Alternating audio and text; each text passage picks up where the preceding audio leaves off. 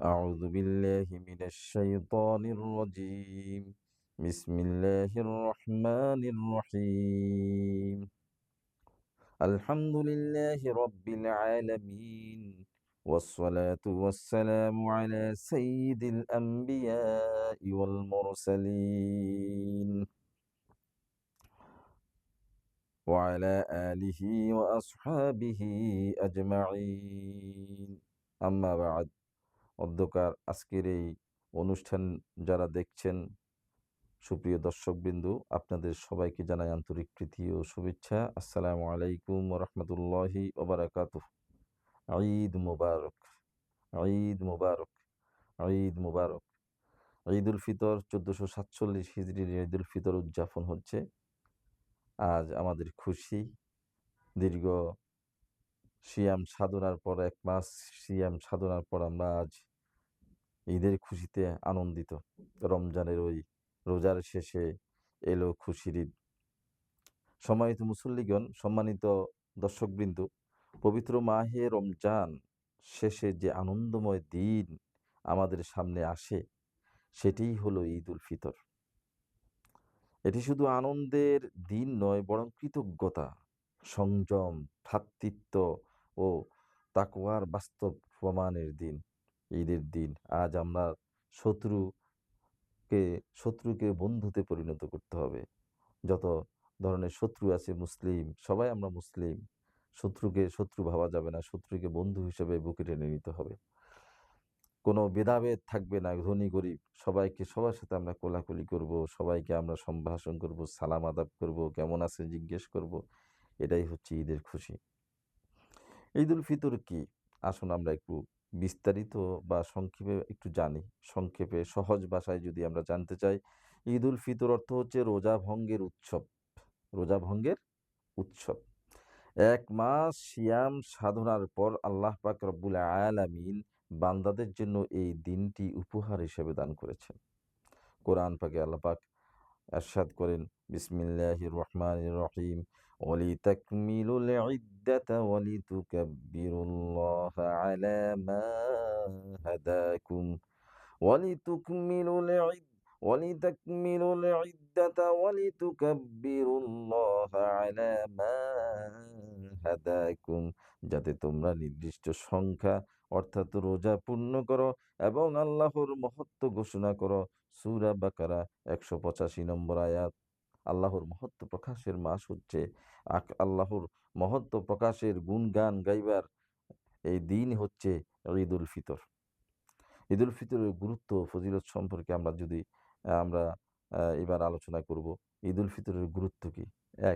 এক নম্বরে হচ্ছে আল্লাহ পাক রব্বুল আলামিনের পক্ষ থেকে পুরস্কারের দিন।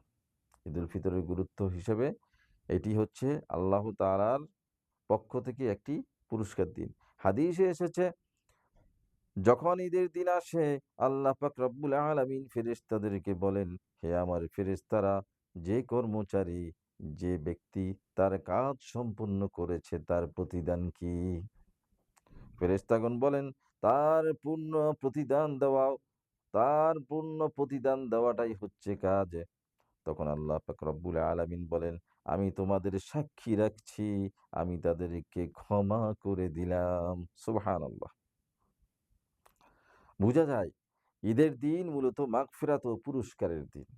এর থেকে বোঝা যায় কি? এই হাদিস থেকে বোঝা যায় যে ঈদের দিন হচ্ছে মাগফিরাত ও পুরস্কারের দিন। ২ নম্বর গুরুত্ব হচ্ছে উম তাকওয়ার ফল প্রকাশের দিন। তাকওয়ার ফল প্রকাশের দিন। রমজান মাসে রমজান আমাদেরকে কি শিখায়? রমজান আমাদেরকে শিখায় ধৈর্য, সংযম, আত্মশুদ্ধি। ধৈর্য ধরতে হবে বেশি, বেশি। না খেয়ে ধৈর্য ধরতে হবে। তারপরে কি? সংযম, লোভ সংযম করতেছি না খেয়ে। তারপরে আত্মশুদ্ধি। আল্লাহর "কদ আফলাহা মান তাযাক্কা", যে ব্যক্তি সফল হয়, সেই ব্যক্তি সফল যে ব্যক্তি পরিশুদ্ধ হয়। "কদ আফলাহা মান তাযাক্কা, কদ আফলাহা মান যাক্কাহা", ওখানে আবার বলা হয়েছে, আরেক আয়াতে আছে, সেই সফলকাম যে পবিত্র হয়। তো ঈদের দিন সেই তাকওয়ার বাস্তব প্রকাশ ঘটে আল্লাহর শুকরিয়া আদায়ের মাধ্যমে। সুবহানাল্লাহ। আল্লাহ পাক আমাদেরকে বুঝার তৌফিক দিন। 3 নম্বর গুরুত্ব হচ্ছে মুসলিম উম্মাহর ঐক্যের দিন। আজ সারা বিশ্বে মুসলিমগণ মার খাচ্ছে অনৈক্যের কারণে। ইরানে আজ হামলা হচ্ছে, নির্বিচারে মানুষকে বোমাবর্ষণ করছে। আল্লাহ তাআলা কেন করছে? এটা আমাদের বিভেদের কারণে, আমাদের অনৈক্যের কারণে। আল্লাহ তাআলা তো এই ঈদটা আসছে মূলত ঐক্যের সুর, স্লোগান নিয়ে, ঐক্যের স্লোগান নিয়ে। মুসলিম উম্মাহর ঐক্যের দিন হচ্ছে এই ঈদের দিন। এই দিনে ধনী গরিব ছোট বড় সবাই, সব রাষ্ট্র একসাথে একসাথে নামাজ পড়ে, কোলাকুলি করে।